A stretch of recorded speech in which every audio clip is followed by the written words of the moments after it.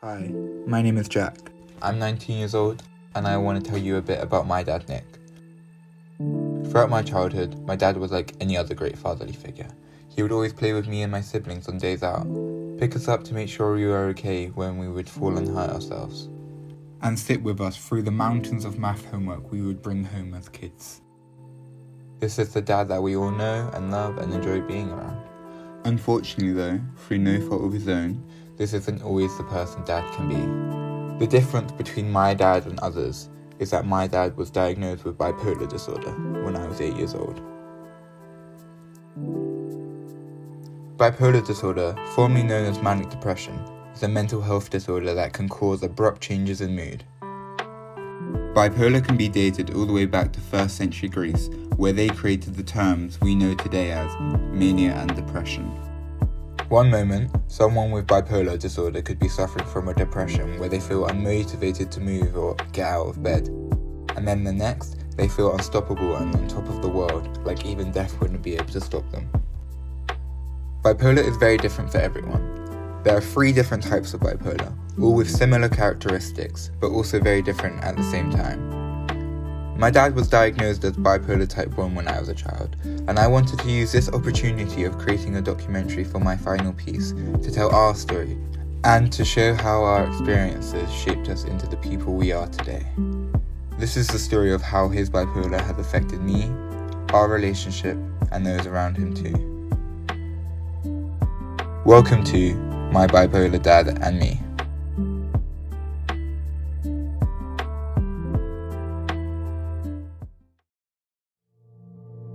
I first met Nick in 1997. He was doing a year course in university over in New York, and we went to the same university, and we met in a bar, and I thought he was brilliant. He was fun, he was outgoing, he was entertaining, he had lots of friends, he got along well with my friends, and we fell in love really quickly.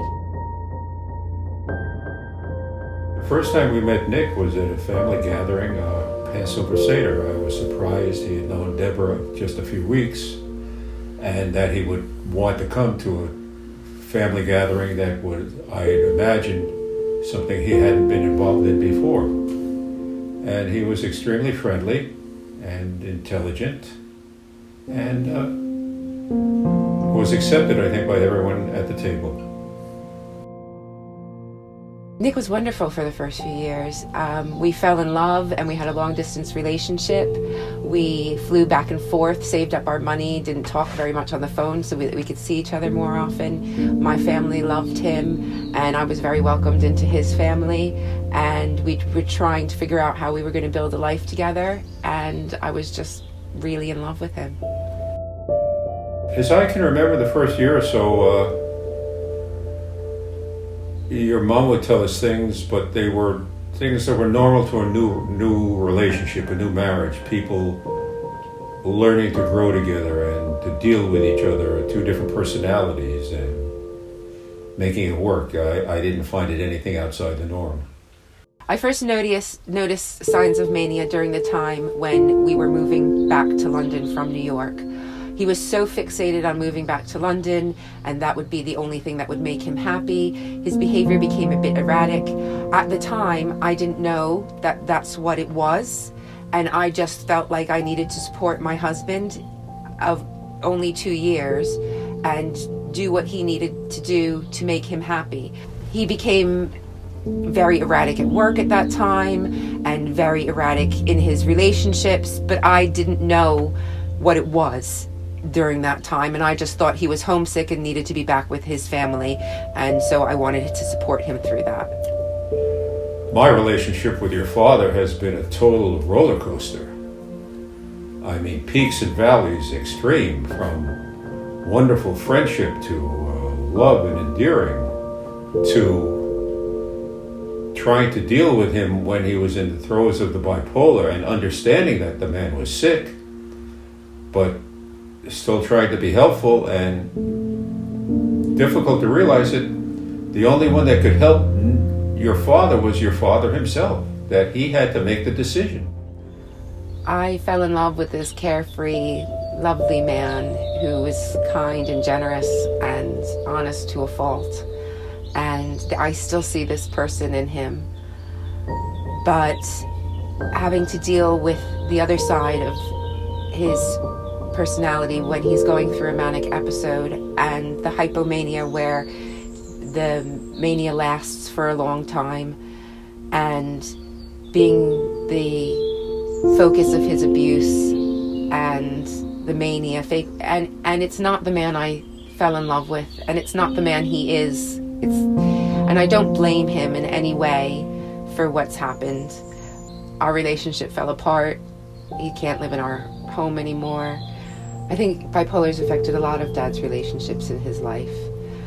Dad becomes a bit obsessed about things and can hold on to a grudge and can lash out at people. And while people who love him try to forgive and forget, it causes a scar on people, and they carry that around with them. And it does affect his relationships with other people. I know it's affected his relationship with my family and his extended family as well. So, yes. I still wish the best for him. I wish him happiness. I love him. I'll always love him. But I miss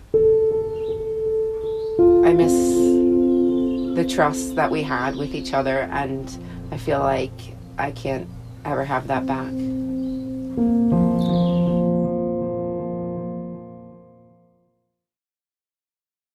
3, 2, 1, action.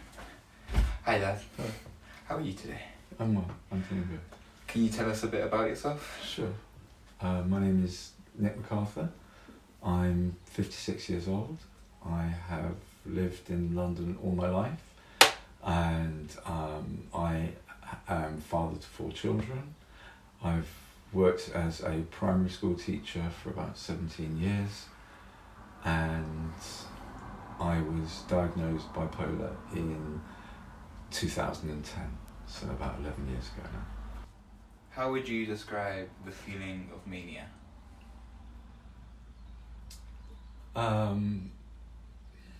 With a mixture of thoughts, really.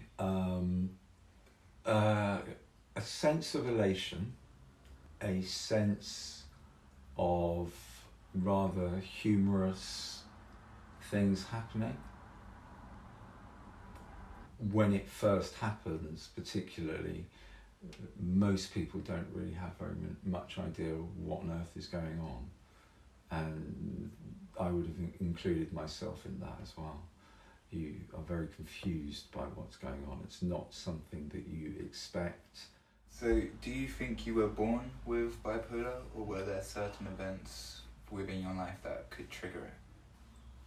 I think that the experiences of my brothers and sisters dying when they were young and not being encouraged to talk about it for a long time caused there to be issues for me when I became tired and overwhelmed. Do you feel as though bipolar has affected any of your relationships with those around you? Oh, absolutely. With everybody. There's not one sphere of my life that hasn't been impacted by it. I know that people around me have responded in out of worry and concern. Mm-hmm. Sometimes that worry and concern can feel overwhelming, but the positive outcome I think that I have to take from it is that at least I keep an open mind and I try to keep learning even or despite bipolar. Are you in complete control when manic? No. No. No. I would say that the mania is very powerful. Yeah. And I am more able to avoid the worst excesses of mania now, but I couldn't control the mania on the first 4 or 5 occasions I experienced it. It was very powerful. Last question. If you were able to give yourself back in 2010 a piece of advice after the first manic episode, what would it be? Well, that's a good question. If you've got something that confuses you, talk to somebody who in a therapeutic role, somebody who can hear what you have to say and offer you their experience, given one that they've trained how to convey challenging information to people, and two, they're older and know more about the world, and there's no harm in asking an adult to offer you some support in an area where you are vulnerable, because we all have vulnerabilities, you know, and I think to be able to recognise those is actually a real strength, and then to talk about it. Once you've talked about the whatever it might be that's causing you difficulties, whether it be some form of sexual identity or gender identity or some form of childhood trauma that you're coming to terms with as an adult, I think there's lots of scope for people to heal and really feel that they've grown as a consequence of talking to somebody who can help. That's great. I thought might as well end on a good piece, and then that'd be. I'm sorry, I didn't No, finish it. that's fine. completely properly.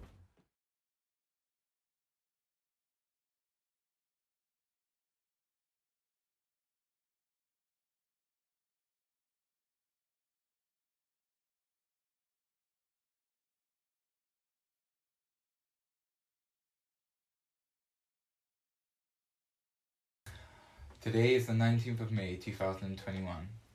After spending the last 3 months on this documentary, I have to say this project has been one of the toughest yet most inspirational journeys I've been on, mentally, emotionally, and even physically. Creating a piece that is so personal to me, parts of it during a lockdown, have really forced me to explore every inch of myself, my childhood and my relationship with my father. I've also learned that I have a very different relationship with my dad compared to those around me. Learning this has given me a sense of clarity which was missing before. This has been one of the wildest roller coasters I've ever been on, as the extreme ups and downs really shook me at times, to the point where I wanted to stop multiple times. But now I've reached the end, I'm glad I decided to see the project through, as it feels as though the process has matured me and opened my eyes to new perspectives. If I had the chance to tell my younger self a piece of advice when it comes to dealing with my dad, it would have to be just keep quiet and listen when Dad goes off on one of his lectures, as saying something will just start a new one. But also to realise that it's not his fault, and it's not mine either. I just want to say thank you to everyone for spending their time watching my documentary, and I hope you learned something new today.